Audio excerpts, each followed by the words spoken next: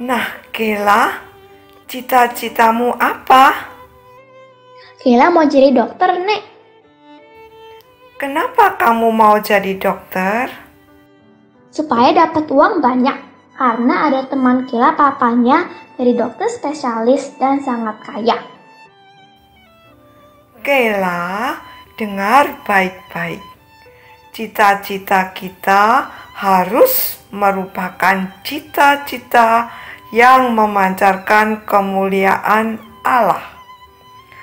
Dan biarlah Tuhan sendiri menggenapi apa yang akan dikerjakan dalam hidup anak-anaknya.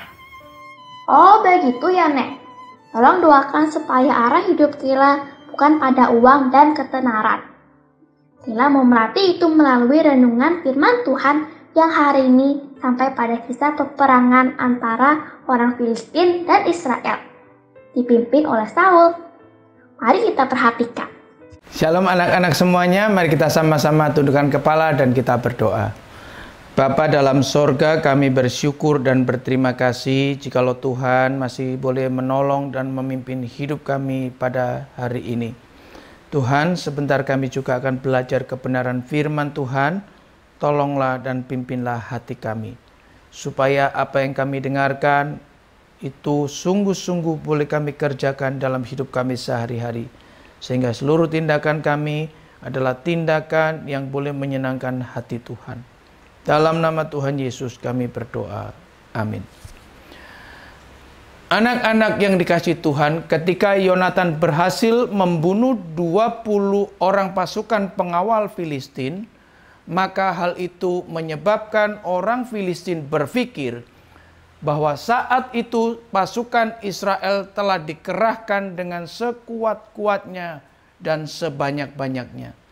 Sehingga kegentaran itu meliputi seluruh rakyat Filistin, juga meliputi seluruh pasukan pengawal Filistin, pasukan penjarah atau pasukan yang membuat kekacauan, serta pasukan-pasukan lain dari pihak Filistin.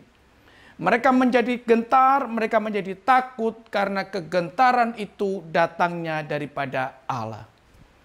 Ketika Saul mendengar suara yang terjadi kekacauan itu di tengah-tengah orang-orang Filistin, maka Saul ingin mengetahui siapakah dari pihaknya yang sebenarnya menyeberang ke tengah-tengah pasukan orang Filistin.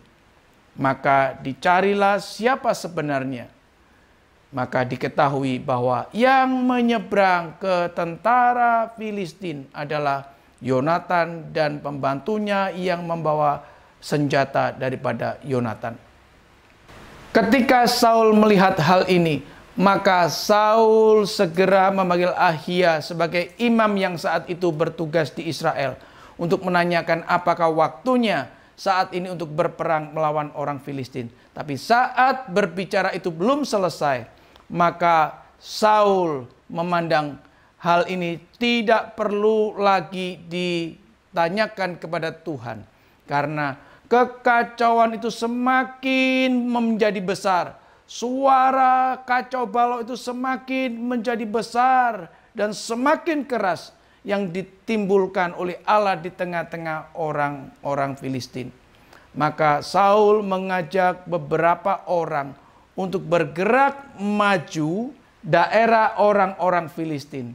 Betapa terkejutnya Saul dan seluruh pasukan Israel. Mereka melihat kekacauan yang luar biasa, yaitu bahwa di antara tentara Filistin itu sendiri mereka saling membunuh. Nah, hal ini membuat Saul dan seluruh pasukan Israel timbul kembali semangatnya untuk bertempur.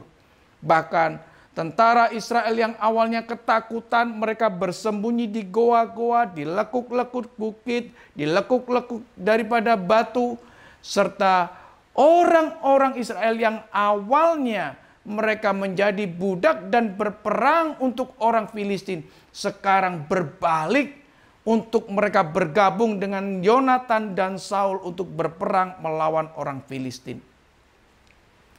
Dan saat itu Saul ingin segera menuntaskan penyerangannya, pengejarannya terhadap orang Filistin.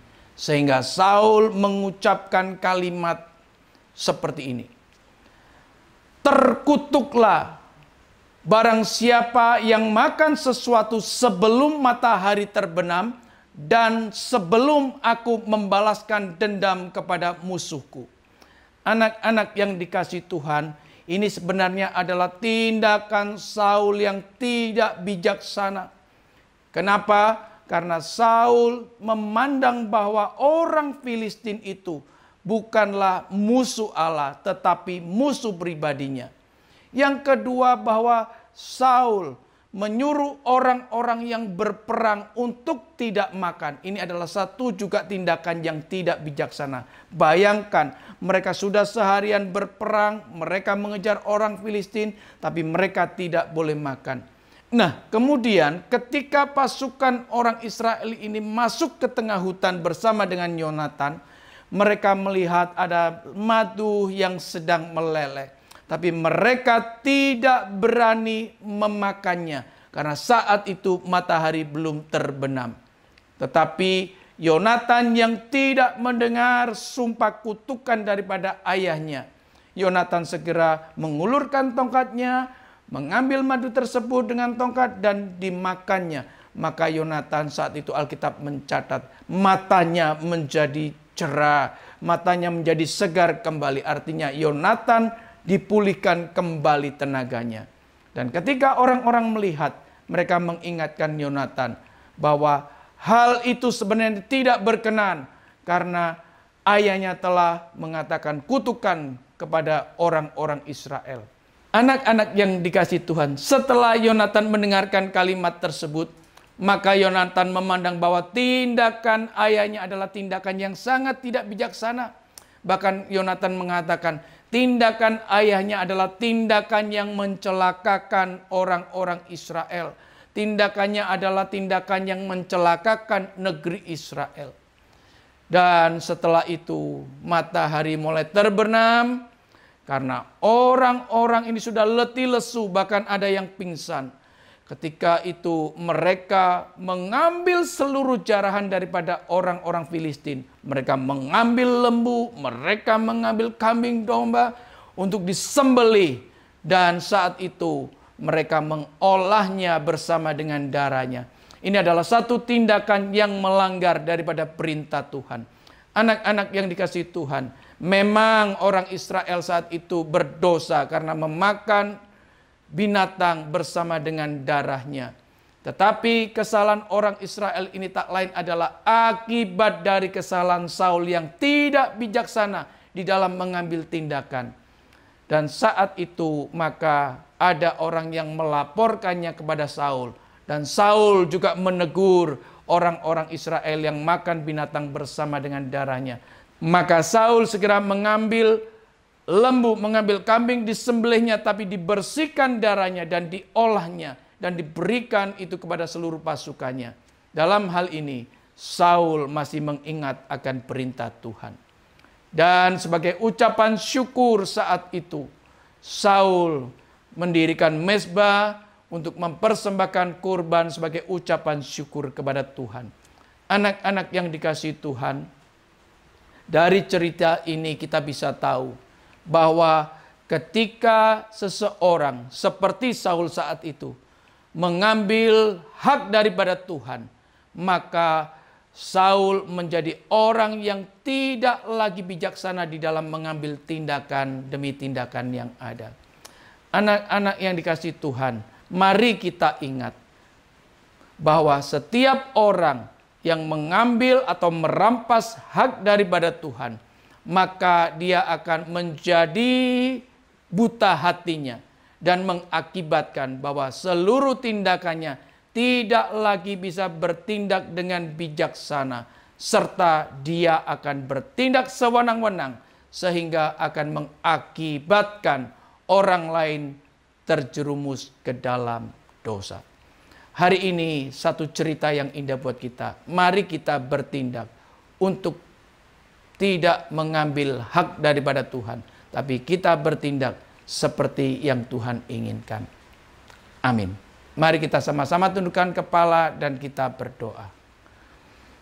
Bapa dalam sorga, kami bersyukur dan berterima kasih bahwasanya Tuhan itu senantiasa menolong kami di dalam saat-saat kami mengalami hal yang sangat tidak mungkin bagi kami. Tuhan, bahkan ketika kami masih melakukan hal yang menyakitkan hati Tuhan, tapi Tuhan dengan penuh cinta kasih masih beranugerah di dalam belas kasihan-Mu untuk senantiasa menolong kami. Tuhan, itu sebabnya ampunilah setiap tindakan kami yang berdosa di hadapan Tuhan. Dalam nama Tuhan Yesus kami berdoa. Amin.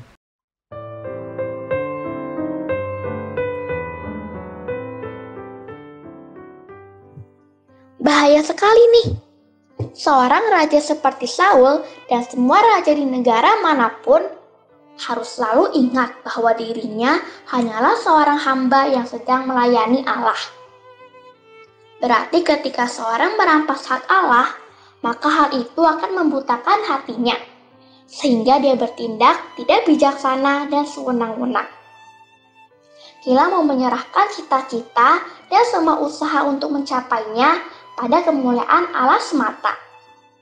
Untuk besok mari kita membaca bagian Alkitab selanjutnya dari 1 Samuel 14 ayat 36 sampai 52. Sampai jumpa.